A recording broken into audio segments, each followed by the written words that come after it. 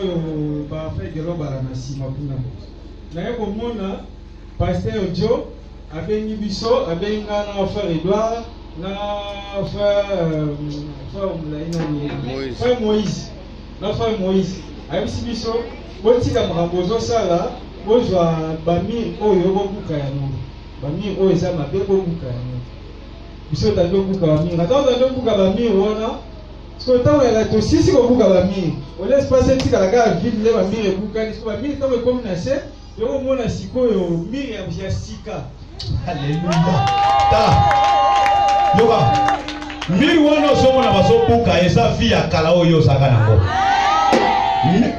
Azolobaka amonaki na vision nga nazoyebisa bango ke bino bafrere boya bobuka mir oyo ya kala.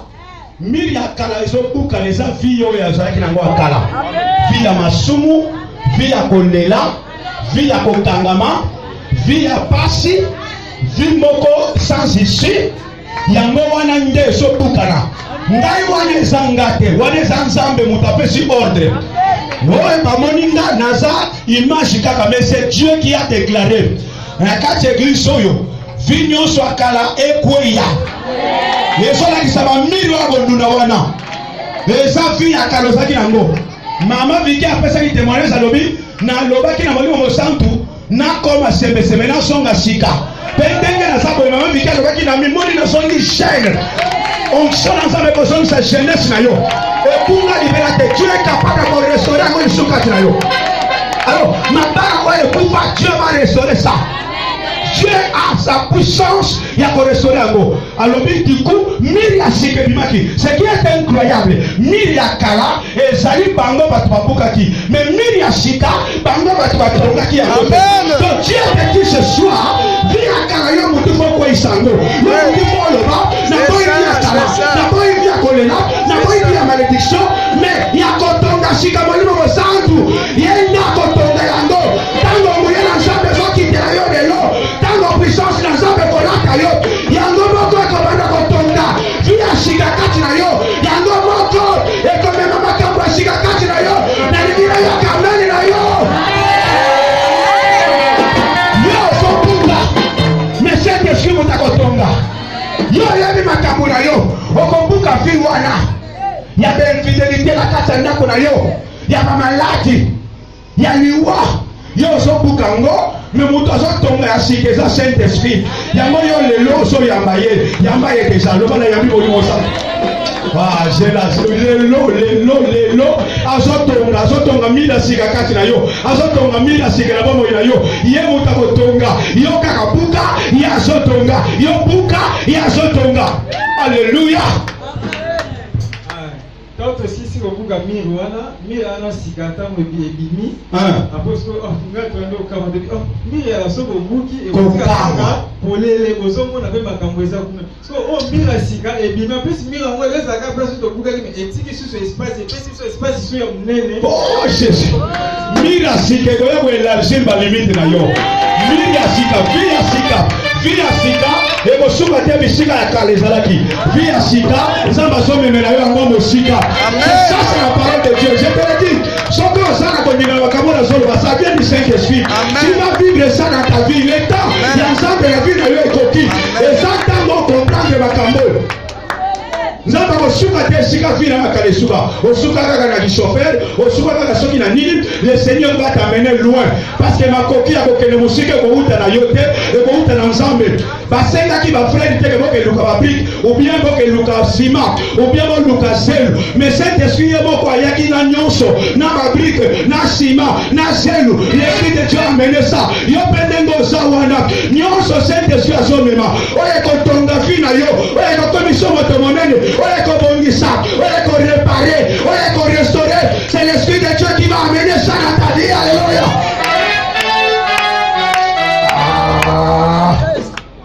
C'est aussi l'ici-wana. Tout le monde ici, on est pasteur amener l'iso dans la cime. Na bota cime ya toilette. Parce que quand on a bota cime ya toilette. Aïe. Ba toilette oyo pe faut beaucoup ya. Alléluia. Avec la toilette, il faut beaucoup. Parce qu'on a un espace la toilette, c'est Zalaki. La toilette, c'est la source, comme la toilette, c'est la mire, il y a souk. Après, il pas une église de souki. Parce qu'on a la toilette, c'est comme le roi la Kati. Il voilà, c'est pour ça, il est Jésus-Christ de Nazareth. Alléluia. Oh! Parce que le pasteur a dit que l'espace pour les Tikali Oyo, tellement misal, les autres, ça, ma photo, il y a ma cassi. Ah, est-ce que les Japonais. Donc, et puis ça va tout faciliter, bah, ah, ouais, mais ça, ça m'a tellement ma casse. Parce que, puis, c'est un balou qui se comprend, tout mon espace à mon nez. Tout est mis sur le temps, on a dit, ah, ouais, nous allons banda au mi-balai et ça, quand il va se bouger. Parce qu'on a un balou qui n'a si mal, donc, on a moi, à mon nez et à Sika. Aïe. Jésus. Donc, moi, on a mon nez et à Sika. N'a pas commenté de moi. Qu'est-ce qu'on a dit? Ndako oyo na pomme l'église dans la ndako mbili boyete. En plus l'église peut dans la dans espace à munene boye ça la radio. Cela te yeli ko ça ndako wana donc on a l'église. Donc awa quand la ba travailler belé ba.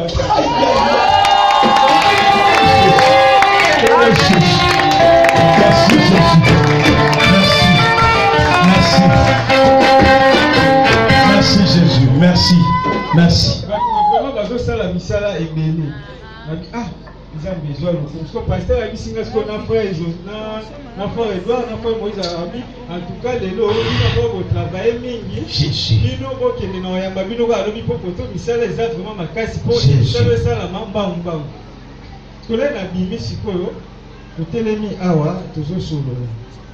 Parce qu'on est au monde à l'issue, na simanabiso awa, na église awa.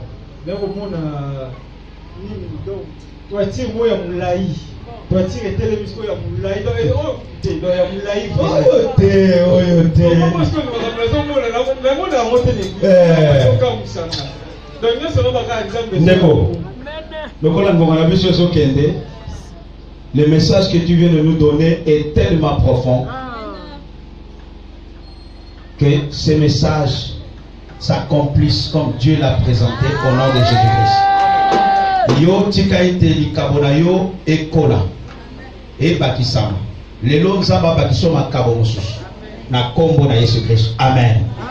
Tozosenga na bandeko batikali kende na essentiel po tolingi to les canalités ya peto kota na makambo yango awa yinda. Hein maman?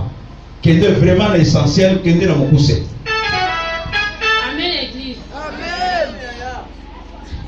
Nazomona mwaya oloba na mitu ezate. Po bandeko baleki liboso. Makambo nyonso batémoigner yango na vivre na butu alelo. Amen. Vraiment to na butu alelo a vivre yango. To betela nzambe maboko makasi parce que nzambe. Betela Yesu Kristo maboko.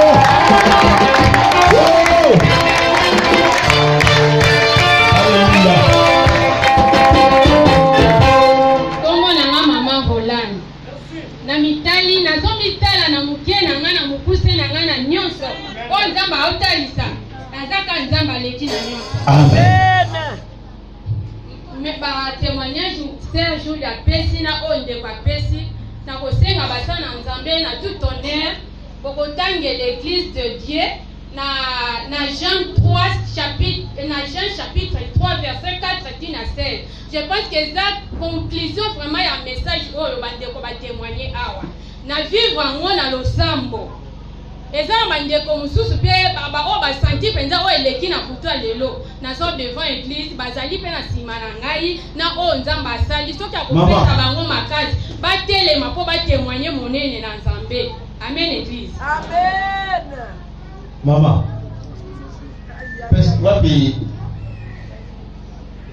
verset 4 à 16. Nicodème lui dit, comment un homme peut-il naître quand il est vieux? Peut-il rentrer dans le sein de sa mère et naître?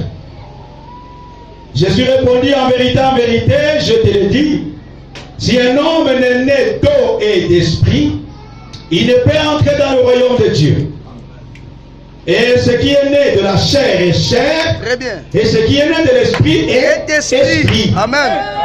Ne t'étonne pas que je t'ai dit, il faut que vous naissiez de nouveau. Oui. Le vent souffle où il veut. Très bien. Et tu en entends le bruit. Mais tu ne sais d'où il vient, ni où il va. Il en est ainsi de tout homme qui est né de l'esprit. Alléluia.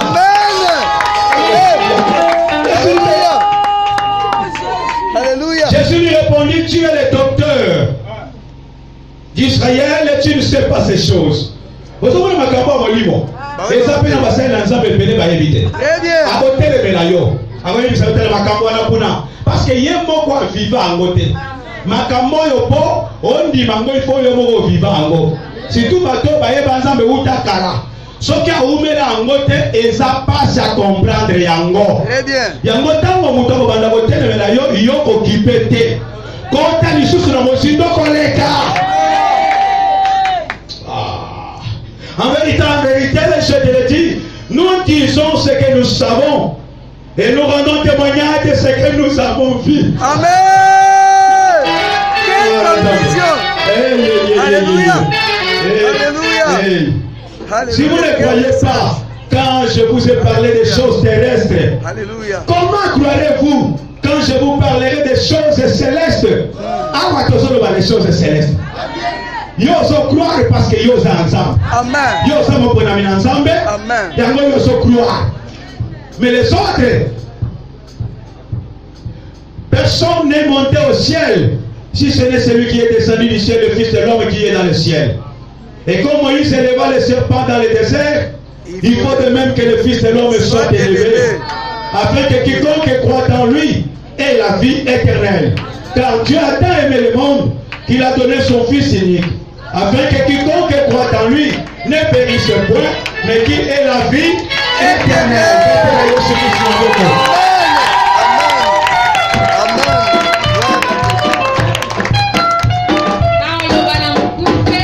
Le bas vraiment dans mon conseil, maman. Parce que le message est clair. Dans le message, on a enseigné l'ensemble, et à un moment, il y a récompense. Tout bon, moana. Yo comprendre, tu vas répéter. Et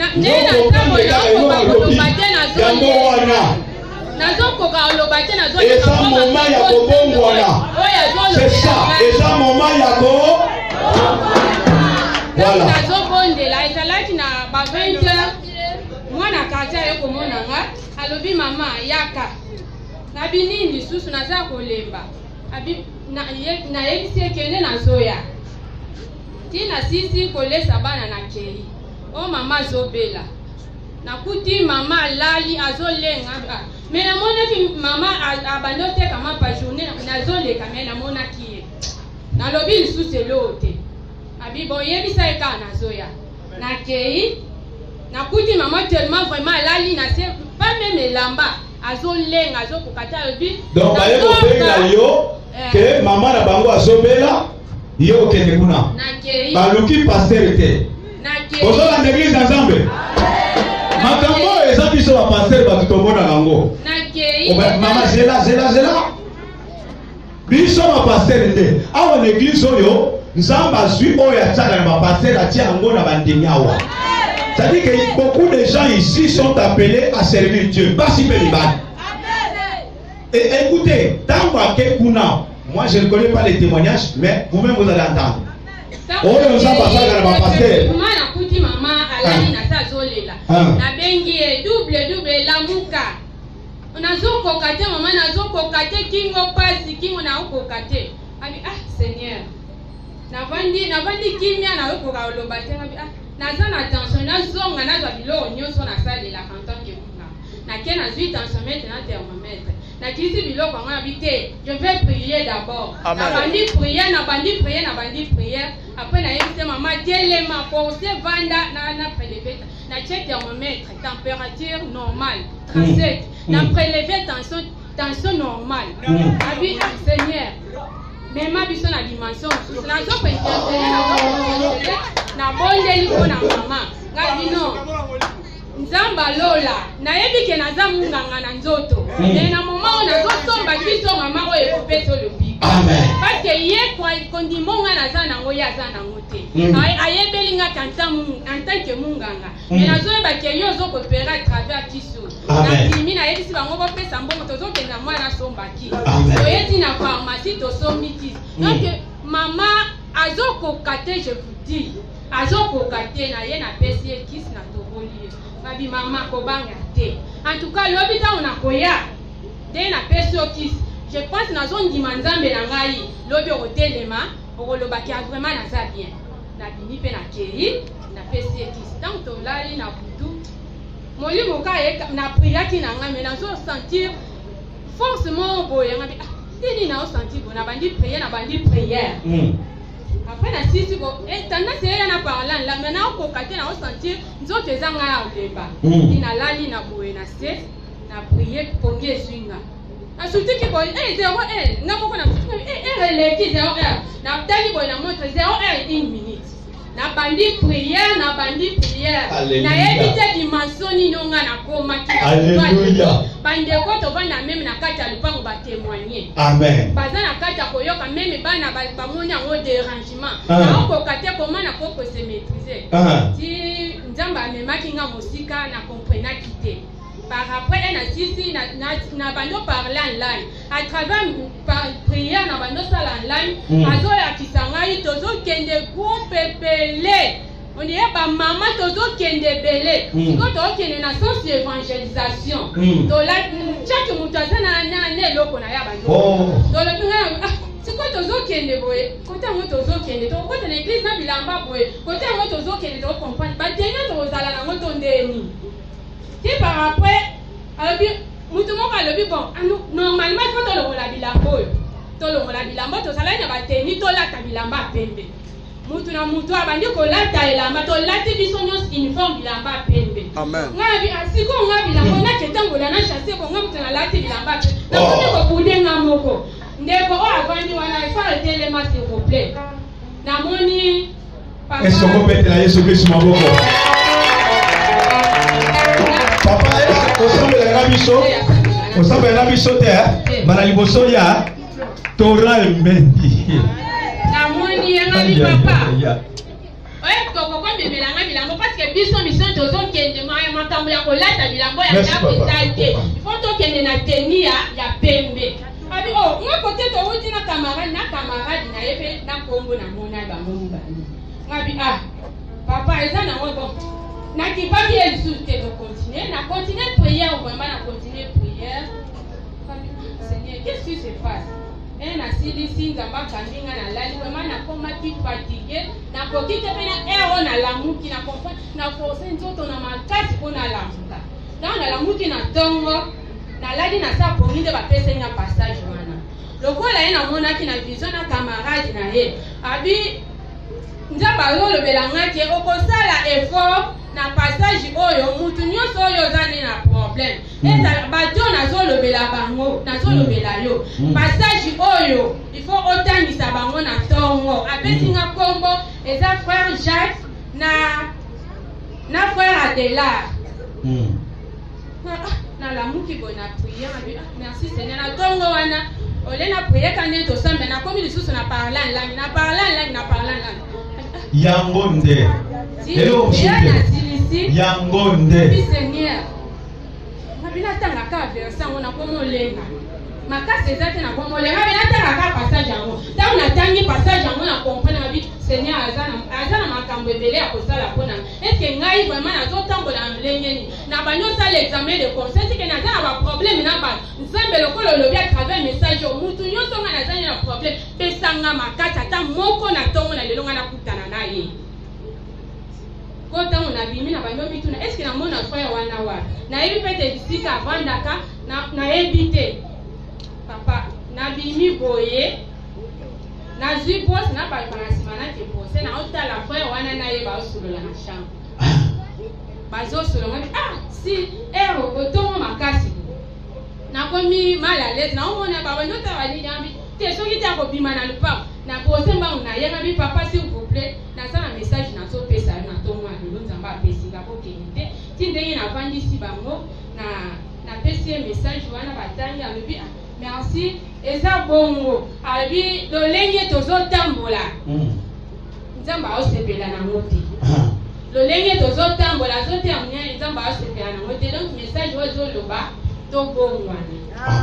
ezolobela biso tobongwana ngapa nalobi ngape bwama na journée de notre devoir sima message yango bayebisinga mungonga nzambe elobela ngake kende koyebisa mama ya bino kende koyebisa mama ya bino alimbisa papa na yo alimbisa ye nga nalobi sengea siko nazomituna ngabi nakokoma kuna ndenge ye pata musika lelo jour ya nini ya prière kabi il faut na sala ka devoir ona koma ka isika mo mama za kabi te il faut na tala nanu malali ona kena mo na lobi na butu na la muki pe na tongo na kena na tuni mama lobi na tuni mama ndenge ni ona la bien ya ona kumisi nzambe so na kosi ye wana bandi kuna mama to wote matongo na yo eso ko bete na Yesu Kristo maboko mabonde la kiye ngate ye musasambe mama ye wana tele ya tamboli oyo mama oza mama liboso ya wate omoni frère oyo frère nje telemana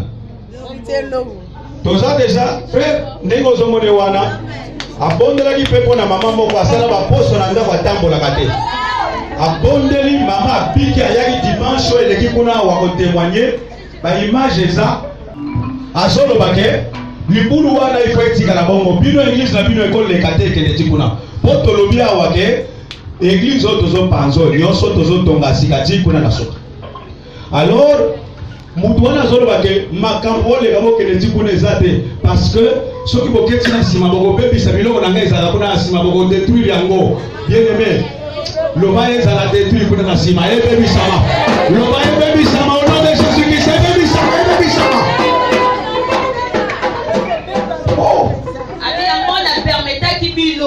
Bonsoir au moins parti. On pousse à la ville au kuna. Mais la sima va toucher. Donc ok datati kuna. Mais bozo nga simate. Pour kuna ezanga biloko na ngai eza kuna. Tozo loba tozo ke detina suka. Donc koma na suka wana. Au nom de Jésus Christ. Kane na fanda kiwana nazoka mfua banyama. Bandeke bazoganga. Alléluia. Alléluia. Alléluia. Aïe aïe aïe aïe aïe aïe. Oui, donc on va bien en dire. Voilà les attentes d'interprétation des langues. Ton interprétation des langues matin niveau nango. Na yo sali bino ke soki don wana ekomi likolo. Okoyoka tanzinza soloba yo zo comprendre eloko azoloba. Okoyoka meme eloko azoloba. Okoyoka makambo wana, c'est ça. Dimension nango emati. Na so linga pe na poko alelo oyoka mingongo oyo yoka te. Loba amen. Niveau ezomata. Leya. Na ninyo ebisa biso makambo nzamba sali na yo lelo. Wana vraiment ezaki lobi hein. Wana eza dimension supérieure. Je vous dis aïe aïe loba yaya. Lobi nanda olamba. Asi na te blon na moto na koti na bi na pe mandambu. Bama na fanzi na s'inspirer na makambo na témoignage à maman Viki. Na maman Viki ko expérimenter molimo centre na ndenge belé. Alléluia. Esi nzambe ngapele na sana on sentir na sanga moko na sana insécurité. Na sana posa na yo na sentir yo pembeni na ngai. Amen. Donc ndenge salema ki na ça c'est très important. Ndemo sawana pe osomi yoka yo moko. Ozo se sentir abandonné. Ozo se sentir comme si on a délaissé. Ça la kaka prière oya sali wana pokwa lelo. Oko umela oya umela ki. Amen. Loba ya. Donc quelques secondes après, na moni nazaki encerclé, mais place nazaki tu courant moko makasi na kati ya courant na bali kona kolenga. Donc forcément on a koka ki on kututé. On a senti la demande o eza nzambe le mutaye pembeni na ngai. Na moni mba moko na mona vision mama moko boye akoti na ndaku. Akomso ko ganga nita zo kumisa nzambe. Aba ka mtomba zo sana galete penza eleki na zo ko kama motema te. Zo kumisa nzamba zo pambola. Jésus. Zo kana peto biloko na moto zo zika mama pe okuta zo pelanga. Na zo yoki na musika. Oh Jésus. Yoka distraction na musika. Lelo il faut yoka kimbuta na musika. Lelo il faut yoka matériel à match na musika.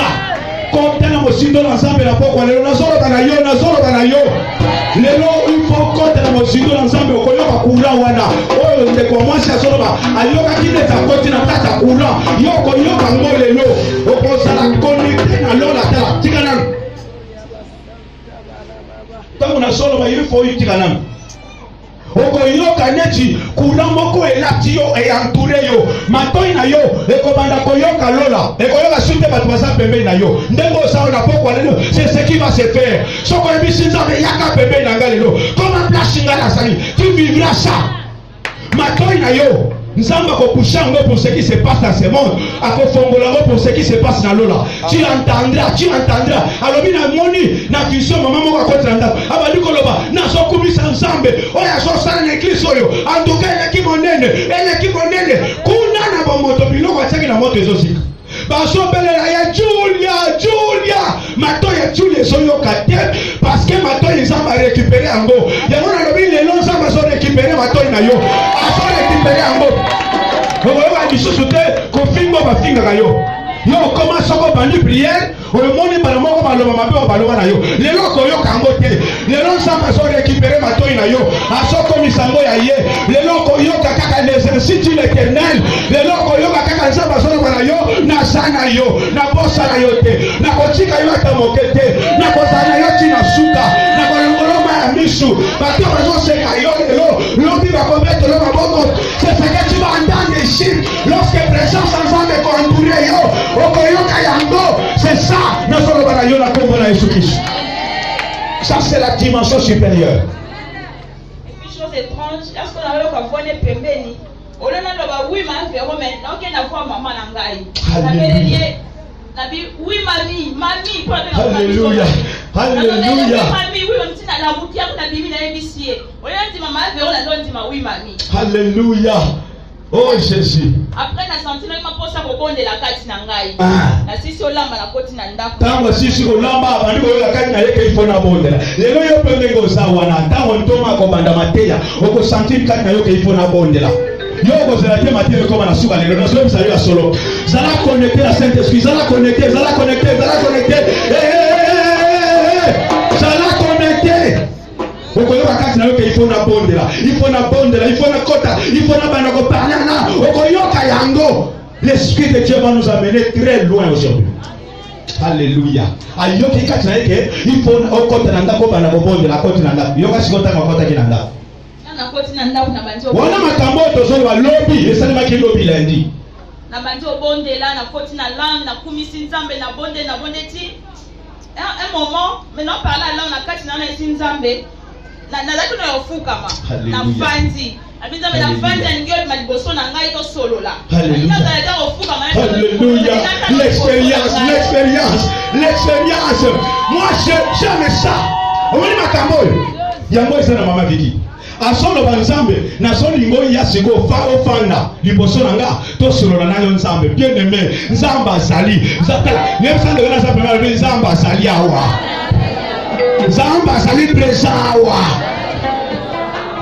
ngai na solinga o expérimenter nzambe bongo kozala te na mele na bonde non yo zala na particularité loba nzambe lelo ndenge na yawa ya que Dieu te bénisse. Alléluia. Ça dit que ça c'est le haut niveau.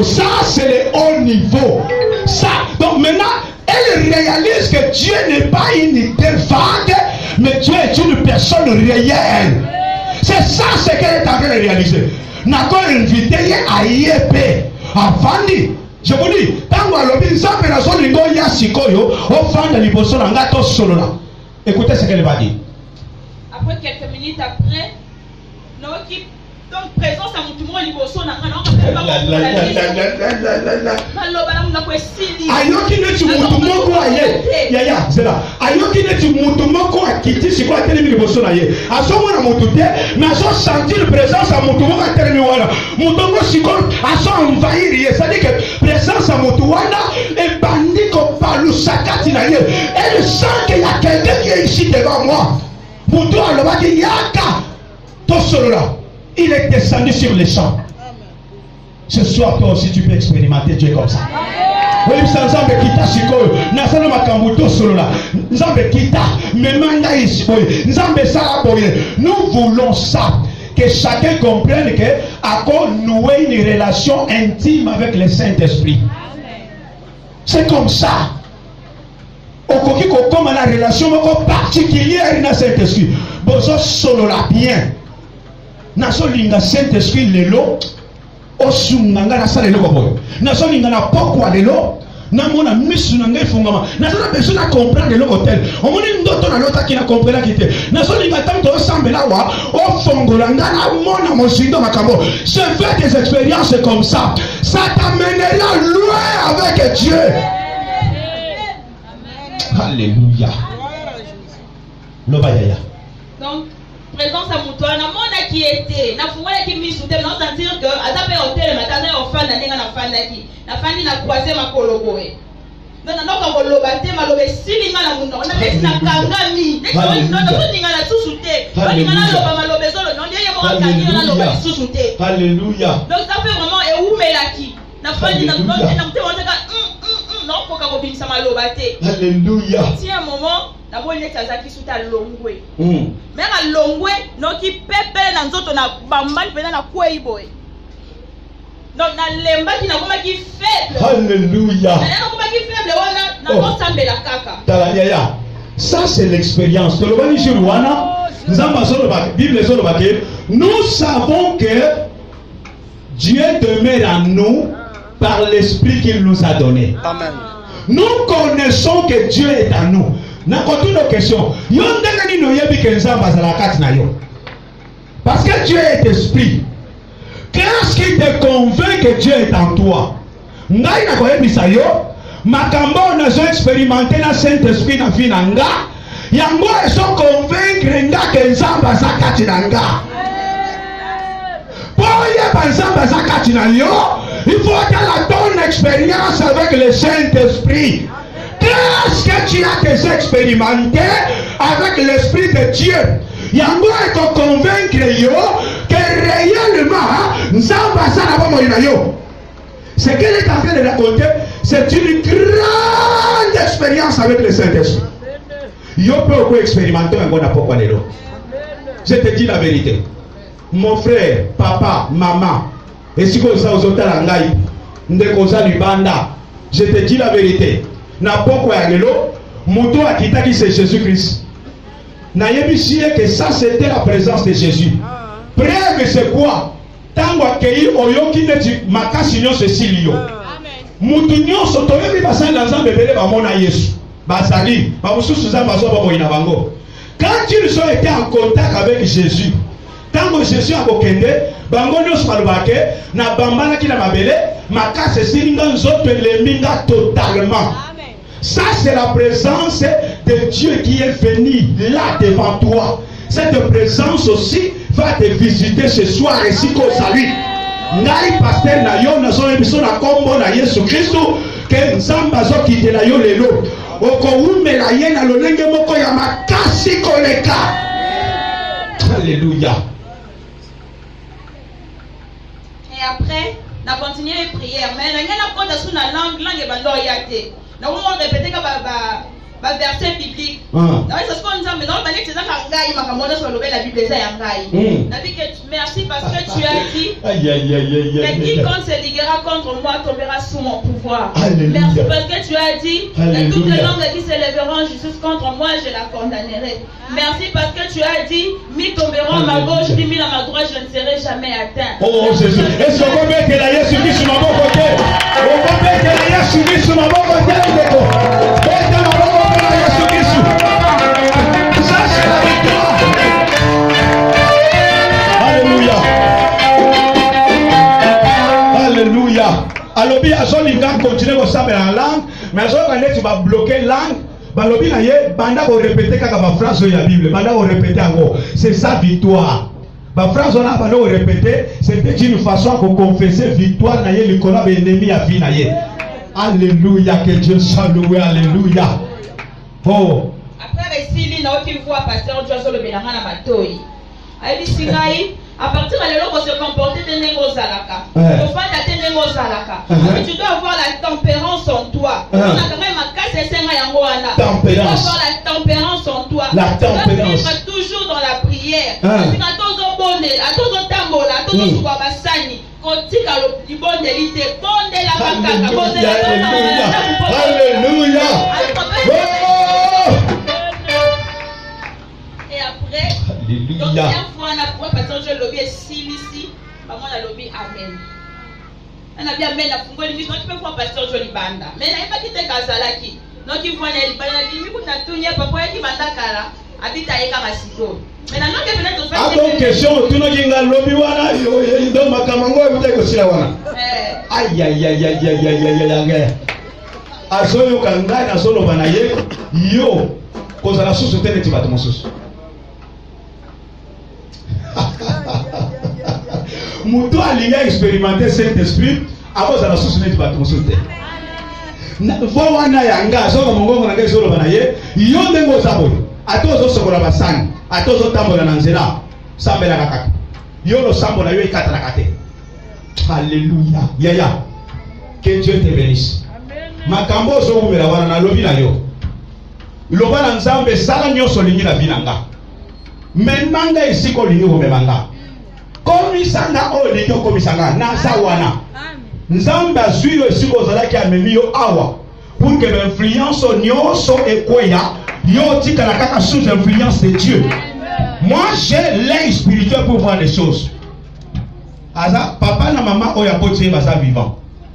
Mais ndenga za boye abo fanda na bangote. Nzambe emo wa créer ba situation pour que ya comme ofanda. Alléluia, alléluia. C'est pour que azala couper na influence et que ont lycée ciment. Et que akoba désormais sous influence de Dieu. Oyebi Samuel mwana ya Anne. Soki akola kananda kuna bango. Alingaka koma mosakoli oya akomate. Amen. C'est parce que bakendaki ko bonza ina ndako na nzamba tikali kuna na présence de Dieu nuit et jour 24 heures sur 24 heures akomaki moto monene. Toi aussi reste 24 heures sur 24 que la présence na nzambe okoma moto monene okobonga la vie na yo okobala une main invisible viendra te soutenir plus que tes parents na kombo na Yesu et je le dis aussi à toi que Dieu te bénisse là où tu es soko ya mille ba oyo ça va pas mourir na kombo na Yesu. Amen. Témoignage ça son mon bébé. Hey. Amen l'église. Amen. Nelo vraiment na nese mo makasi. Témoignage nanga, ya témoignage moi ba réussite. Ezalaki samedi. Pour dimanche tellement na ki te toile solo ya. Oh Jésus.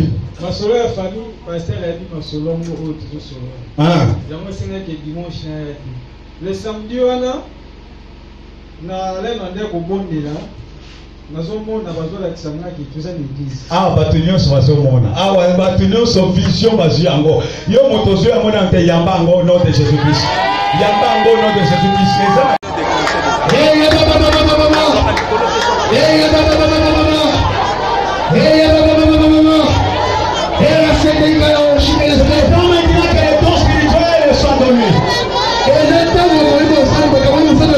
Le Saint-Esprit va distribuer les dons.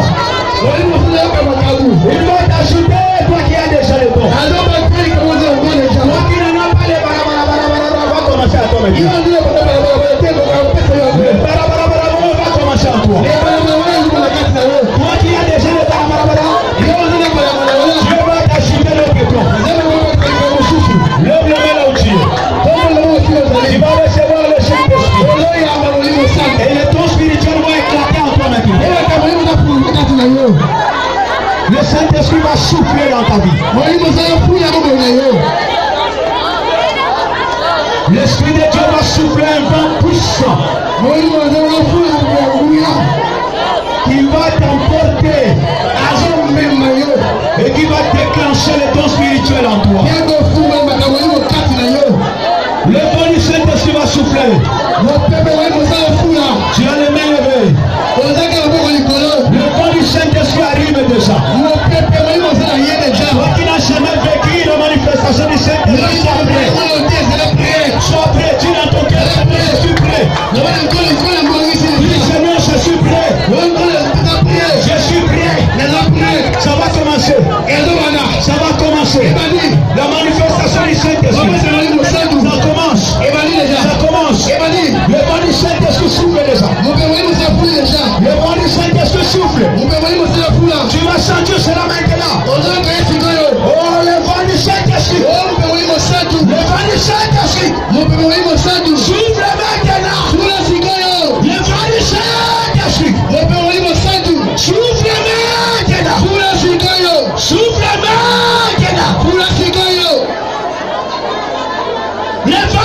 Saint-Esprit. Souffle dans ce territoire. Souffle dans la vie de ma soeur. Souffle sur mon frère.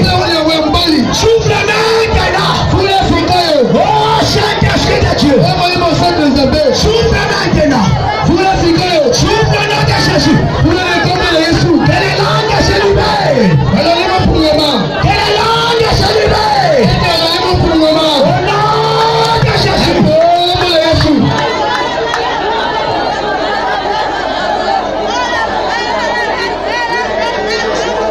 Alléluia.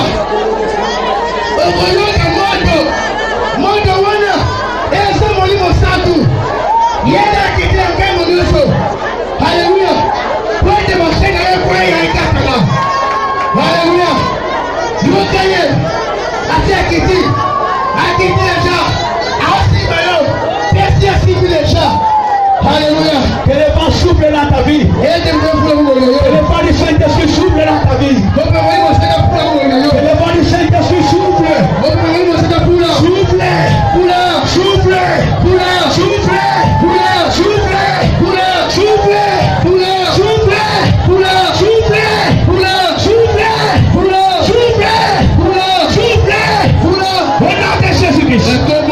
Au nom de Jésus. Alléluia.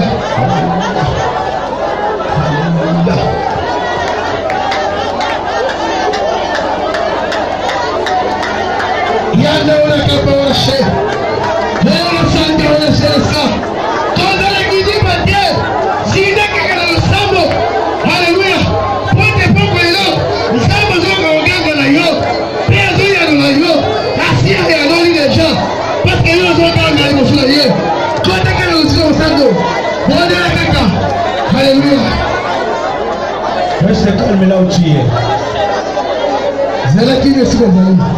Reste calme. Maintenant, qu'est-ce que tu es en train de voir? Qu'est-ce que tu vois maintenant? Qu'est-ce que tu entends maintenant? Parce que le rocher est devant toi. Les rochers que tu ne pouvais atteindre de toi-même, l'Esprit de Dieu t'a amené jusqu'à ces rochers. Le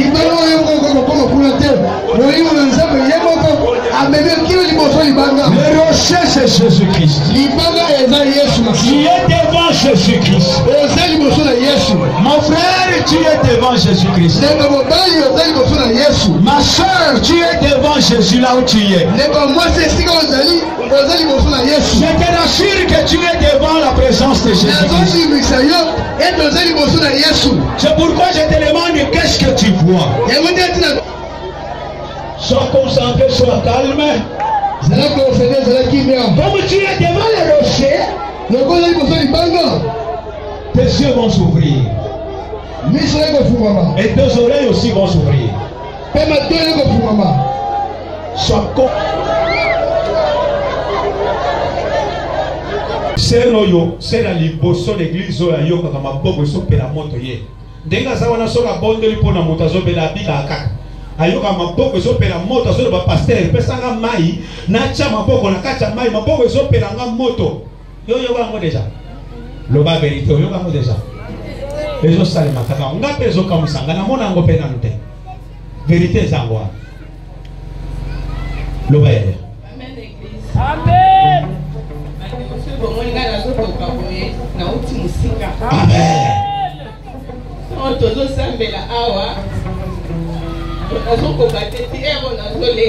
Amen.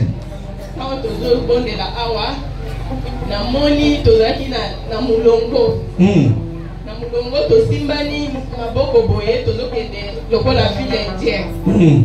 Na nzelo tobando kende zelu makasi zilongo pembe.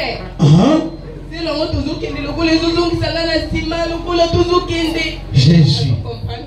Ozomona zelo ezozongisa ye sima ndenge oza wana eza na zelo moko na nzela na yo ezozongisa sima soko tie de pa liboso ezongisi yo pa moko na sima eza na zelo na nzela na yo zelo wana yoka ndenge ezosila tango tozokende tosimba na maboko nga na situki naketi place ba maman nanga bazana ilebo. Amen. Ba maman na ye bazana ilebo. A surtout qui a se retrouvé dans ilebo ezana actuellement bazobe amune. Kasai Kasai Toko, province à Kasai Toko. Ilebo zana Kasai. Voilà. Naketi kozwa ba maman na vina papa na sipi bango na maboko. Na bibozo tikala neni boya tokende. Tokomo kende na bango. Tango tokei tokomi place moko tokuti pe bato ebele na kaka na zelo wana sikoyo place tokutai bato yango na titika ya prière tofukami chose grave nazokamwa naye se retrouver na fukami pe to ezolekelanga ntango tofukami tomoni éclairage moko nazokoka ata kotala yango te. C'est le rocher. Éclairage wana esalinga malili na le rocher, c'est ça, le rocher. Alléluia. Pena toki na tokoka chaleur wana te. Alléluia. Na so sambela na moni éclairage wana ezoya liboso na biso biso totie maboko boye. Alléluia. Ezoya ezopesa mutu nayebi eloko wana te. Soki apesi eloko wana ozipi maboko mibale. Tika ya tika. Bible ezoloba na Apocalypse que celui qui vaincra na kopesa ye likabo moko kombo ya sika oyo ata mutu moko ayebi yango te. Est-ce que ozolanda makambo? C'est-à-dire que oyo nzambe azo se préparer asala na vie na yo bandoki bazoyeba te. Oyebi ke Satan yebaka te ke Yesu akosekwa. Satan yebaka te ke nzambe azobongisa Yesu kwa tombole likolo ya nyonso. Satan mona ikake awa ndenge azokufa masolo ezosila. Donc ndenge osawana ezane loko moko nzambe abongisi mpona yo. Deja osimbi yango na maboko. Mais jusque là ozo comprendre te omoni barabara wana. Na kati ya barabara wana ezane loko oyo nga na solo bake nzambe asi asimbi so na maboko. Aya. Donc likabo yo yambi na kati nango ekombani eloko ya solo. Minute omoni yango te. Mais ce qui otiki eloko wana continue musala nango kati na yo ekofungwa ma ekobimisela yo elipamboli wana. Mutu nyonso akokamwa na nga na kokamwa na yo moko kokamwa na batu nyonso bakokamwa na Satan akokamwa. Il n'y a que Dieu qui sera loué. Amen. eloko wana eba bando pesa mutu na mutu soki bapesi otelemi okei bapesi otelemi okei bandeko bakomi place na nga bapesi nga eloko wana azwi susu mai asopelinga. Amen. Asopelinga nga natali boy natali mutu azali pembeni na nga aza na mai te bandeko nakumisi nzambe. Amen. Ona ebite eloko na nga. Amen. Na maboko na nga. Amen. Betela Yesu maboko, beta maboko. Alléluia. Yo peta mususu oza na famille ba chef coutumier ndego sawana. Donc makambo basolo ba eso concerné yo pe. Landa bien. Sikoyo tango grand frère wana kufi noko na biso zaki atu sikakele ye moko. Alobi fa kende ku village. Bonga lokolo ba yebi ke na semble ba bengaka pasta ye ba tomo etali ete. Ba intéressant ka pété. Nane ba kende village, vraiment ba yebi sa ngate. Ba se retrouver dans village de ba grâce mosusu ko bazala ki quit ba ke ko na village. So taba komi na mboka, il faut remplacer les oya kufi jour qu'on est après jour suivant, il faut remplacer pour mosusu.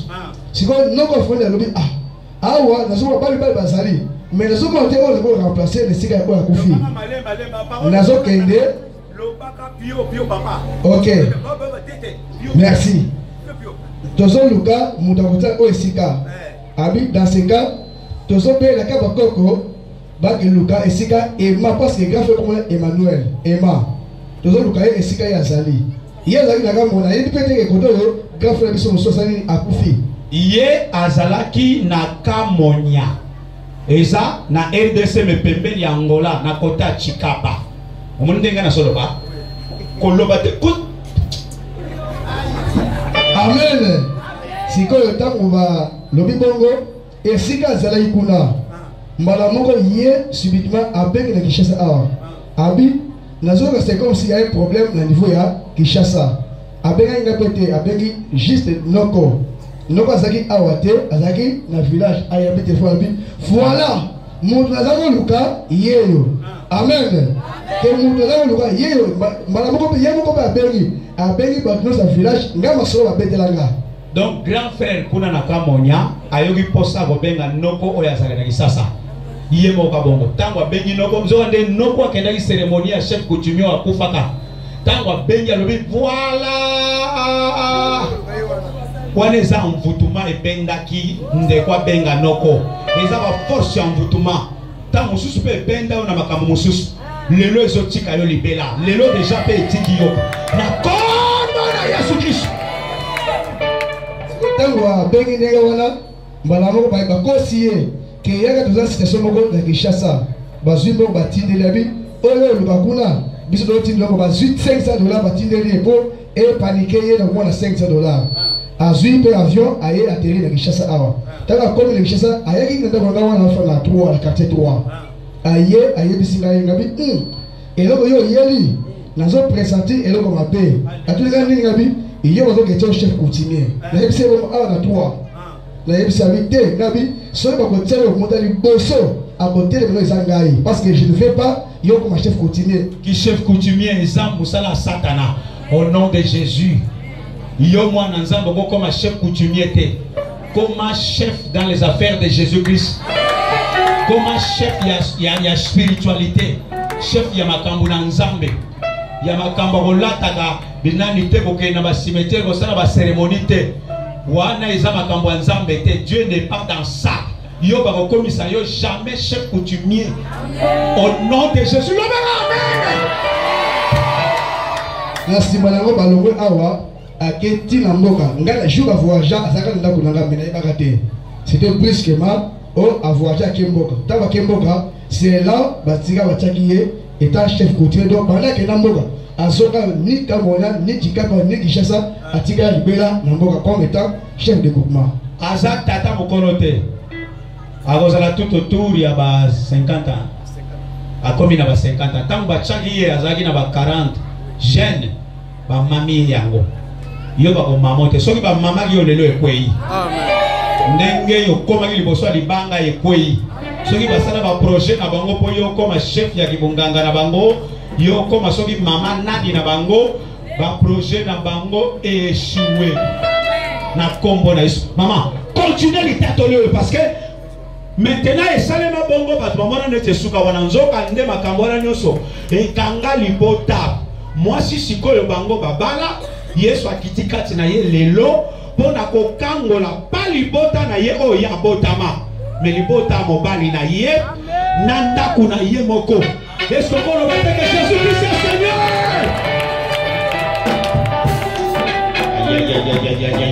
Namoni na kati ya moto na komi kuna na koti na kati ya lipango.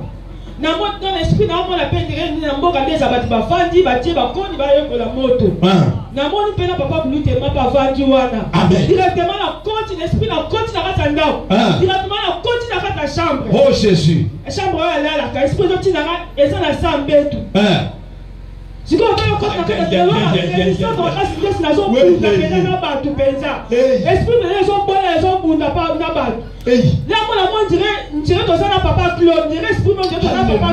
tu ne seras pas seul dans ces combats. Sur ce chemin de la victoire, tu ne seras jamais seul. Tu ne seras jamais seul. Jésus va t'accompagner. Jésus, le rocher va t'accompagner. Les enfants d'Israël, dans le désert, ils étaient accompagnés par un rocher. Ils buvaient à un rocher. Bisika no Israël bano kende rocher bano la bango. Yo pende ko sa wana nzela o kotina Yesu. Le rocher est avec toi. Jésus est avec toi.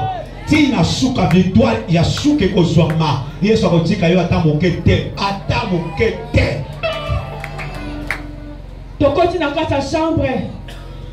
Na kona tie mutu na sabet na zo bimisa ko esprit to do bunda na par club poto bimiselo ko wana. Amen. Si tu bimis sur ton bimi na libanda na yebite ça ton bimi na libanda to bayu na aussi na simanda on va dire ça ba ne ba mboke sala ya to ba ko na sima samba wana na yebite nzamba on sa ko benga on va ba kelo ko na so mona ngoli. Oh non, Jésus Christ.